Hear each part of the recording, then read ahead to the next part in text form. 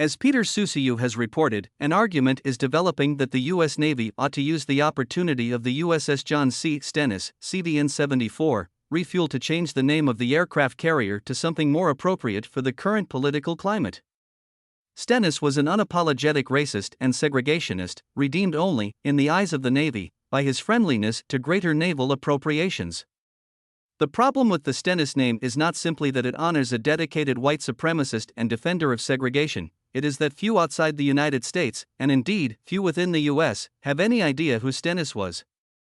Given that aircraft carriers are tools of political and diplomatic statecraft, having to explain the relevance of Stennis to a foreign audience is more than awkward, it's an embarrassment in non-white countries. The Navy's approach to naming aircraft carriers is, to be kind, almost wholly incoherent from a historical perspective. The first aircraft carrier, USS Langley, was named for Samuel Langley, an inventor and scientist who served as secretary of the Smithsonian Institution.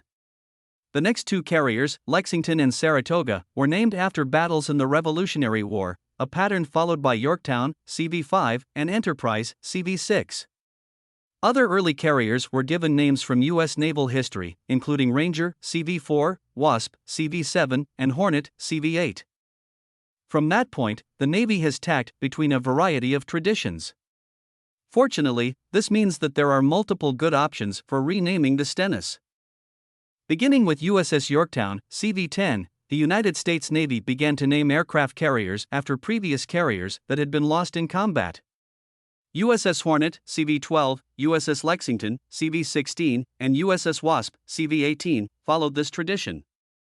The Forrestal-class aircraft carriers carried it on, adopting the names Saratoga, CV-60, Ranger, CV-61, and Independence, CV-62, all in honor of carriers that had survived World War II. The Navy has not entirely abandoned this tradition, instead transferring it to the large flat-decked amphibious assault ships. Most of the Wasp class are named after Essex or Independence-class ships from World War II, although some, Macon Island, for example, take their names from smaller escort carriers. In some, numerous distinguished carrier names are available for redubbing Stennis, including Hornet, Lexington, Yorktown, Ranger, and Saratoga, all warships that served with great distinction in World War II.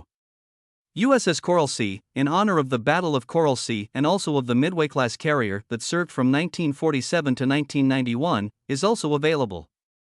The ersatz Hornet, Lexington, and Yorktown are currently museum ships, but memorialization has not prevented the reuse of battleship names such as North Carolina, Texas, Alabama, and Massachusetts.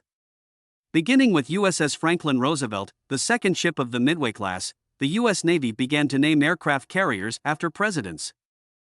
This trend continued haphazardly through the USS John F. Kennedy, a Kitty Hawk-class carrier, and USS Dwight D. Eisenhower before becoming more or less the preferred naming convention by the middle group of the Nimitz-class nuclear supercarriers.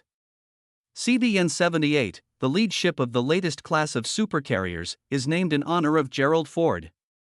There are several presidents now available for naming, the name including notable two-termers William J. Clinton to avoid the controversy of naming a new carrier after Clinton or Obama during the Trump administration, given Trump's fraught relations with both former presidents. If the Navy decided to avoid the obvious difficulty of renaming a carrier after a living president, it has the readily available choice of Ulysses S. Grant, the U.S. Army general who played the decisive role in the defeat of the Confederacy and the end of the institution of slavery, one of the most powerful symbols of America's military and political might after a segregationist senator but given his historical importance, few are likely to complain about renaming the refueling of CVN-74 offers the U.S. The Navy has a long-established tradition of naming aircraft carriers after non-presidential heroes, beginning with the aforementioned Samuel Langley.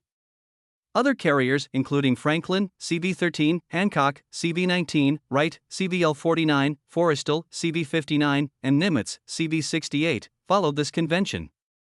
Both Stennis and Vinson were justified under this convention, given the contributions that the legislators made to funding the Navy during the Cold War.